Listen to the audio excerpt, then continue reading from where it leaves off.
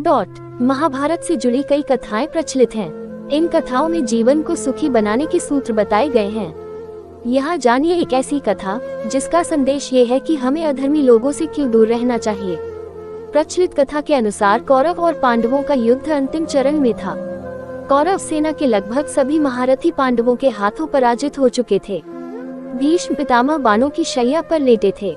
उस समय एक दिन युद्ध विराम के बाद सभी पांडव और द्रौपदी भीष्म पितामह से मिलने पहुँचे। भीष्म पांडवों को धर्म अधर्म की, नीतियों की और ज्ञान की बातें बता रहे थे। तब द्रौपदी ने कहा कि पितामह, आज आप ज्ञान की बातें कर रहे हैं, लेकिन जिस दिन भरी सभा में मेरा चीरहरण हो रहा था, आप भी वहाँ थे, तब आपका ये ज्ञान कहाँ गया था? आप उस समय चुप क्यों रहे? मेरी मदद क्यों नहीं की? आपके सामने अधर्म हो रहा था, लेकिन आप कुछ भी क्यों नहीं कर सके? भीष्म पितामह ने कहा कि पुत्री, मैं जानता था एक दिन मुझे इन सवालों के जवाब जरूर देना पड़ेंगे। जिस दिन ये अधर्म हो रहा था, उस दिन भी मेरे मन में यही प्रश्न चल रहे थे। उस समय मैं दुर्योधन का दिया अन्न खा रहा था, वो अन्न जो पाप कर्मों के कमाया हुआ था। ऐसा अन्न खाने की वजह से मेरा मन मस्तिष्क दुर्योधन के अधीन हो गया था। मैं ये सब रोकना चाहता था, लेकिन दुर्योधन के अन्न ने मुझे रोक दिया और ये अनर्थ हो गया।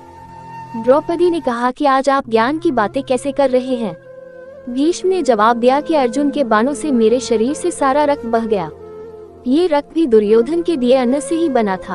अब मेरे शरीर में रक्त नहीं है, मैं दुर्योधन के अन्न के प्रभाव से मुक्त हो गया हूँ, इसीलिए आज ज्ञान की ये बातें कर पा रहा हूँ। भीष्म की ये बातें सुनकर द्रौपदी संतुष्ट हो गयी और उसने भीष्म पितामह को प्रणाम किया।